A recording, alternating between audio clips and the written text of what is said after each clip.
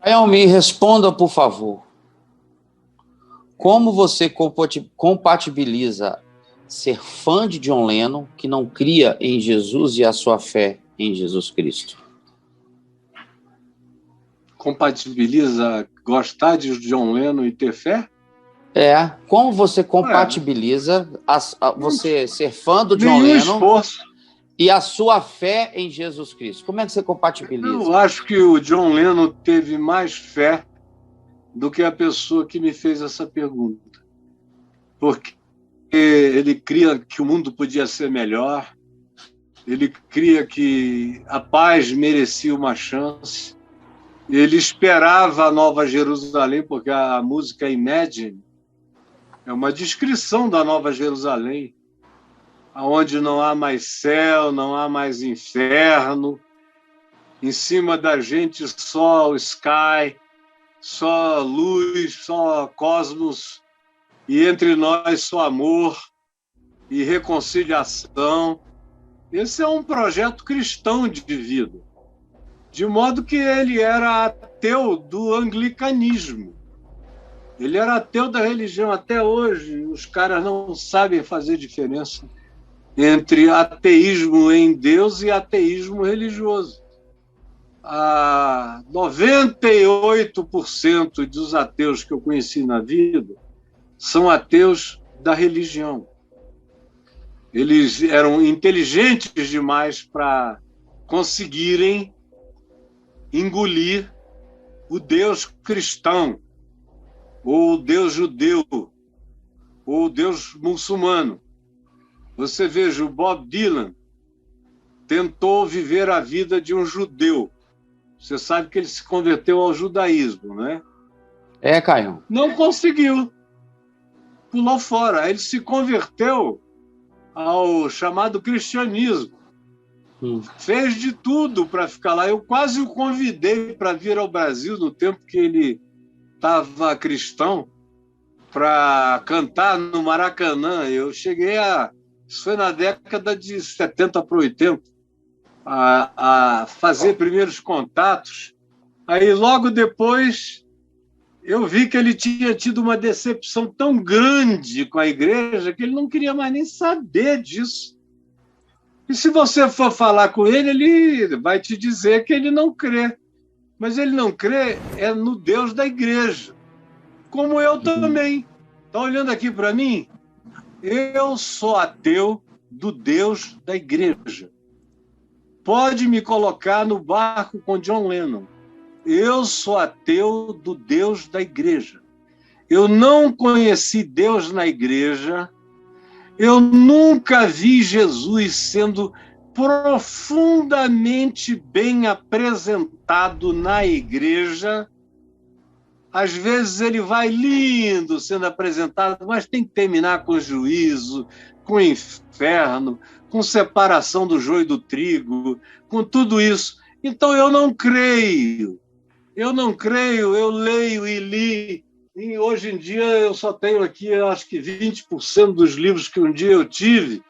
Eram milhares e milhares, e eu li muita teologia, muito livro de história da igreja, muito trabalho teológico de pesquisa, muitos comentários. Aquilo tudo ali em cima são comentários de todos os tipos. Mas à medida em que eu ficava cada vez mais culto, menos interesse eu tinha na teologia como teologia. Eu só tinha interesse nela quando ela trazia alguma pesquisa interessante. Portanto, era muito mais o caldo da pesquisa do que a conclusão do pesquisado ou do pesquisador. Então, o Deus da igreja, ele me impressionou no Sadhu Sundar Singh, aquele místico hindu da virada do século XIX para o século XX, um homem lindo de Deus. Ele me impressionou no C.S. Lewis. Ele me impressionou em algumas pessoas piedosas que não têm nome público que eu conheci. Me impressionou no reverendo Antônio Elias, me impressionou no meu pai, que eu tenho dito que é a maior apologia viva do evangelho que eu já conheci. Eu criei no Deus do meu pai, da minha mãe, no Deus do reverendo Antônio Elias, que era cheio de amor, de compaixão, de misericórdia, de justiça e de verdade. Mas eu não creio no Deus da igreja, eu não creio no Deus de Calvino. Eu creio em algumas coisas, mas no todo, não creio. Não creio no Deus do espaço-tempo, que na linearidade da história escolheu alguns para serem salvos e outros para perdição, pelo simples fato de não serem escolhidos. Numa doutrina do século XVI, ou a menção dela nas cartas de Paulo, num tempo onde a noção de espaço-tempo era linear, onde a gente nem sabia que o passado, o presente e o futuro estão acontecendo juntos, na perspectiva do significado do que seja eterno. E eu não estou falando de teologia, eu estou falando ainda só de física, e de física quântica. O passado, o presente e o futuro são contemporâneos nesse ambiente paralelo. E são visitáveis nesse ambiente paralelo. De modo que eu não creio nesse fatalismo calvinista, não creio nas implicações daquela teologia que gera capitalismos e que gera sentimentos de supremacismo eletivo. Não creio. Eu creio no evangelho puro e simples, que começa dizendo: eis a genealogia de Jesus Cristo. E aí vem filho de Abraão, filho de não sei quem em Mateus, eis a genealogia de Jesus Cristo, que começa em Lucas, filho de Adão, filho de... Eu creio no evangelho, eu creio nos ensinos de Jesus. E o John Lennon, sinceramente, não tem nenhuma arrogância aqui, nenhuma, eu sei o que eu estou falando a você.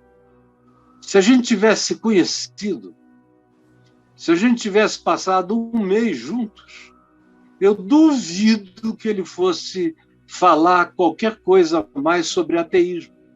Como eu vejo os amigos ateus que eu tenho aqui, pararam todos de falar de ateísmo. Foram ficando até com vergonha de falar. Na hora que eu fui explicando a diferença e dizendo ateus de que eles eram, e que nesse sentido eu era infinitamente mais ateu do que eles, porque eu era infinitamente mais culto sobre o Deus da teologia, sobre o Deus da igreja, do que eles jamais sonharam em ser.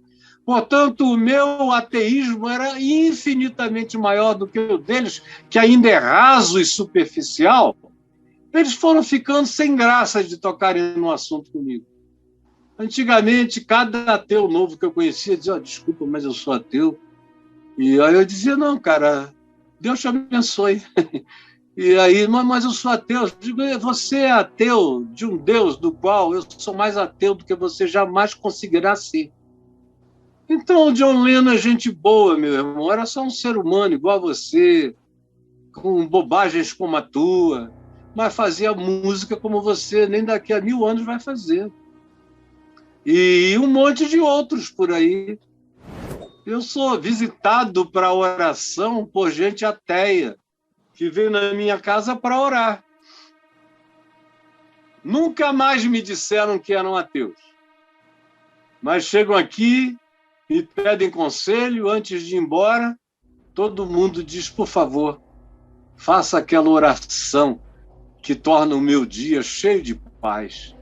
E aí os ateus vão pedindo oração.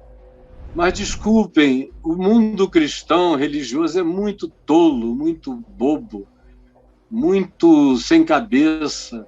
E o que é que uma coisa tem a ver com a outra? John Lennon foi um dos maiores compositores da minha geração e fez as músicas mais espirituais e escatológicas que eu vi sendo feitas. E o George Harrison, no My Sweet Lord, que ele bota lá Krishna, isso, aquilo outro, é uma das canções da ordem de Melquisedeque mais bonita que já foram produzidas Mas você não sabe o que é a ordem de Melquisedeque, não vai nem entender o que eu estou falando aqui.